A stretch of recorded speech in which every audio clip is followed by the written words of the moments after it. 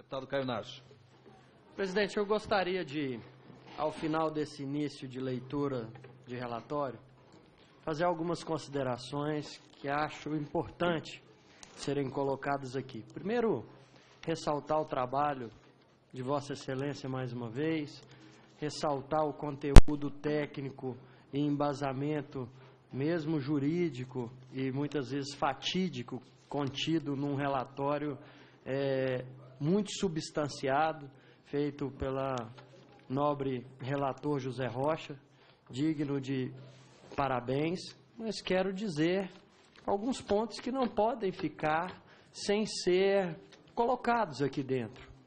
Quero dizer que o relatório aponta erros circunstanciais da atividade do banco, aponta problemas que aconteceram na administração do banco, apontam questões que começaram a ser desvendadas e pararam no meio do caminho. E em todo esse momento do relatório, o relatório evidencia a necessidade da continuidade da CPI. Essa é a primeira coisa. O conteúdo do relatório evidencia que a CPI não precisa acabar, não deve acabar, pelo contrário. E ela acabar é deixar todas essas perguntas sem resposta. Mas, acima de tudo, o relatório falha na providência. Nós não podemos encerrar uma CPI como essa apenas sugerindo ao banco que faça algumas modificações. Nós não podemos pegar um relatório como esse e não citar um cidadão que está preso, como o senhor Bunlai. Está preso e veio aqui preso e manteve calado 4 horas dentro dessa CPI sem responder nenhuma pergunta, com todas as evidências de irregularidades que aconteceram envolvendo o caso dele junto com o BNDES. Não constar isso no relatório é omitir uma parte fundamental do trabalho que foi feito aqui, porque é necessário que se lembre do passado. E quando foi se convocar o Bunlai, o governo estava aqui com seus deputados, esconderam os deputados para não dar quórum, para não ser convocado. Primeiro alegavam que não tinha motivo de convocá-lo. Depois, quando trouxemos uma extra pauta aqui, os deputados do governo esconderam para que não tivesse quórum, para que ele fosse convocado. E depois de convocado, na prévia, ele foi preso e lá está ainda hoje. Não mencionar isso como providência do nosso relatório, se o nobre relator me permite, é um erro que nós deveríamos consertar. Não mencionar a questão do Lula, ex-presidente nosso, que deixa aqui na sua matéria, no caso específico do seu Bunlai, muitas dúvidas, que pareiam todas essas demandas que são colocadas aqui, em todos os eventos que são colocados, a ligação é direta com o presidente Lula. Não mencionar isso de maneira alguma é um equívoco também desse relatório. O senhor Wagner Freitas, aquele mesmo que o próprio governo aqui, aquele que foi dentro do palácio, em um evento do palácio, dentro do palácio, dizer que pegaria em armas para defender esse governo a qualquer custo. E logo depois nós fomos saber que o amor dele pelo governo era baseado no emprego que ele tem no BNDES. Que nós chamamos ele aqui, mas no dia da convocação, a base do governo muito forte, ganhou a votação, e eu me lembro mais ou menos, 13-12 a votação. Faltou 2 votos para que ele pudesse vir aqui sentar nessa cadeira, para explicar para a gente por que ele pegaria em armas. Se era amor pelo PT, se era a dedicação e a relação que ele tinha com o presidente Lula, ou se era simplesmente pelo salário que mantém ele empregado de um governo, que aí vale realmente pegar em armas para defender. Isso é o dinheiro público que está pagando. O governo está contratando um cidadão para ameaçar a população em pegar em armas e ir para a rua. E esse cidadão não está nomeado aqui. E diga-se de passagem, esse cidadão é o presidente da CUT, Central Única dos Trabalhadores, indicado para trabalhar no BNDES. Não está apontado muito bem os exercícios dele dentro do banco. E muito menos os interesses dele em pegar em arma para defender esse governo. Era uma boa pergunta que nós queríamos fazer. Só concluir que aí Vossa Excelência pode falar.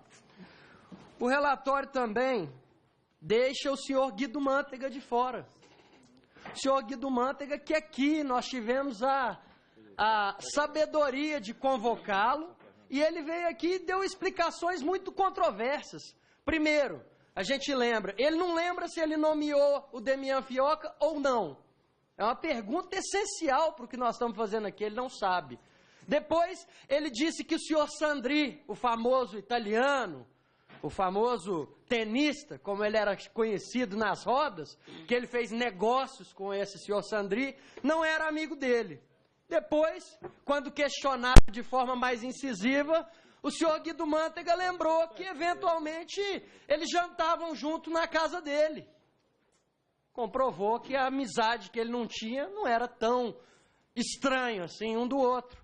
E depois, as afirmações do CARF levaram a polícia a investigá-lo, não citá-lo como alguém que passou e teve um papel fundamental. Poucas pessoas perceberam isso. As grandes modificações do BNDES para chegar ao status que ele tem hoje foram feitas pelo senhor Guido Mantega, como presidente do BNDES, colocando as suas emendas para transformar as regras do banco.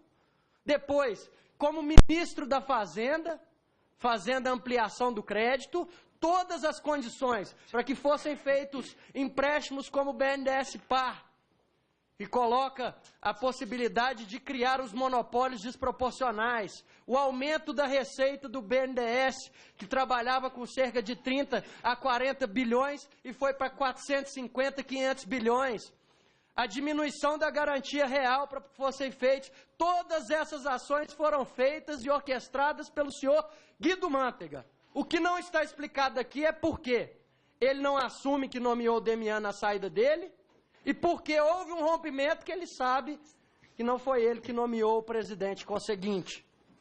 E por fim, o senhor Demian Fioca também chegou aqui, foi presidente, vice-presidente. Quando perguntado se teve uma reunião para assumir o banco, o BNDES não sabe se encontrou com o presidente, se não encontrou, morre de dúvidas e tantos outros. Mas a grande verdade é que o relatório está muito bem embasado de que o banco tem muitos problemas e tem muitas perguntas sem serem respondidas.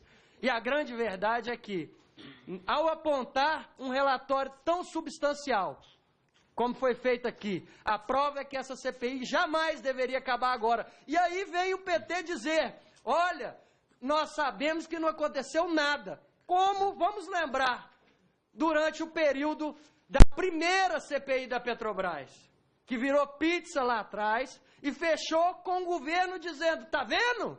Eles só queriam denegrir a Petrobras.